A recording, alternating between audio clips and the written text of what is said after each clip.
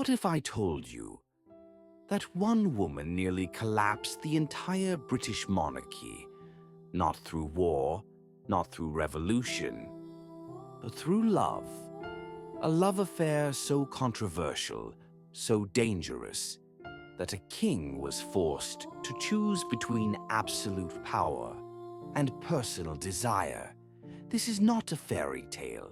This is a story whispered about in palace corridors, discussed in secret meetings, and hidden behind locked doors. Tonight, we open one of history's most forbidden doors.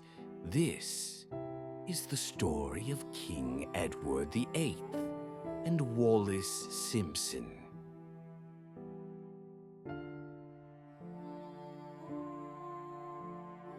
In the early 1930s, Britain was still recovering from the trauma of war. The monarchy represented order, tradition, and moral authority. The future king, Edward, Prince of Wales, was adored by the public. He was charming, stylish, modern, everything a king was supposed to be.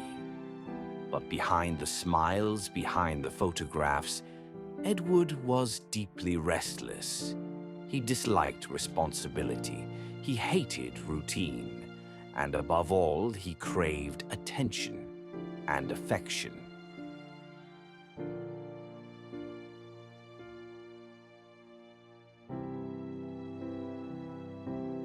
Then, Edward met Wallis Simpson, an American socialite. Sharp-tongued, confident, twice divorced. In royal society, she was considered inappropriate. Divorce alone made her unacceptable. But Wallis didn't behave like the women Edward knew. She challenged him. She teased him. She controlled the room. Slowly, Edward became captivated. What began as curiosity turned into dependence, and dependence became obsession.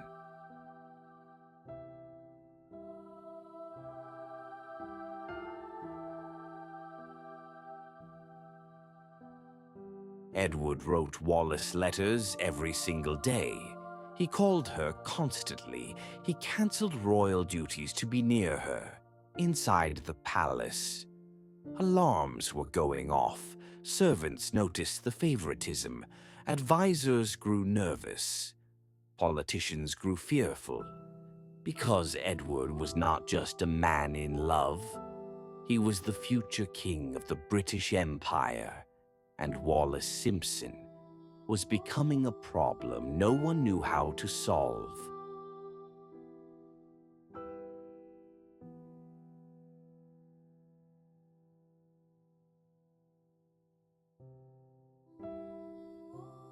But the gossip went further. Behind closed doors, British intelligence raised concerns. Wallis had social connections with German diplomats. Some suspected she maintained relationships with Nazi officials. Rumors spread quietly. Was Wallis passing information? Was she influencing Edward politically? Or was she simply the perfect excuse to destroy the relationship? No official proof was ever presented, but fear doesn't require proof, and fear was spreading fast.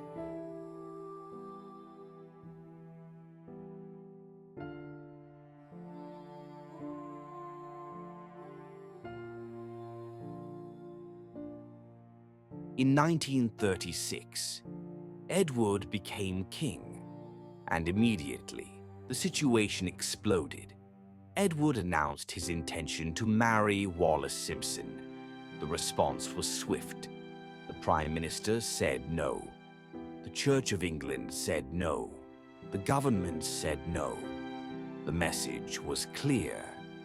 A divorced American woman could not become queen. Edward was given an ultimatum: choose the crown or choose Wallis.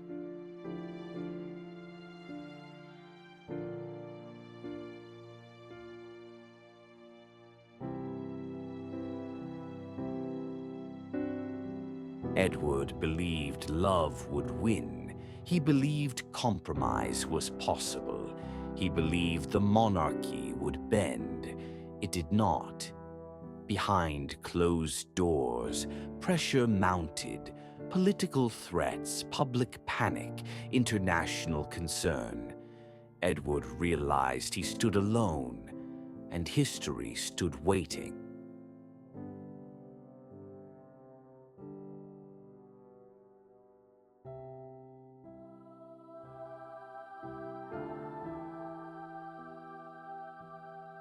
On December 11th, 1936, Edward addressed the nation.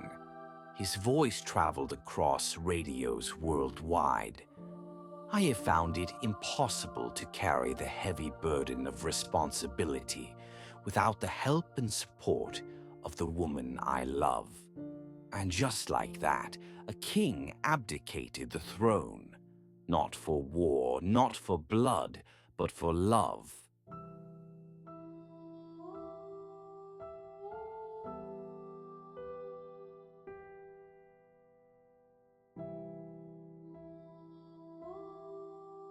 Edward and Wallace married, but the fairy tale ended there. They lived in exile, watched from afar, never fully accepted. Letters later revealed regret, resentment, and disappointment. Edward lost the crown. Wallace gained a husband, but neither gained peace. So ask yourself, was this the greatest love story in royal history? Or the most dangerous obsession to ever sit on a throne? Behind history's doors, not all love stories end happily.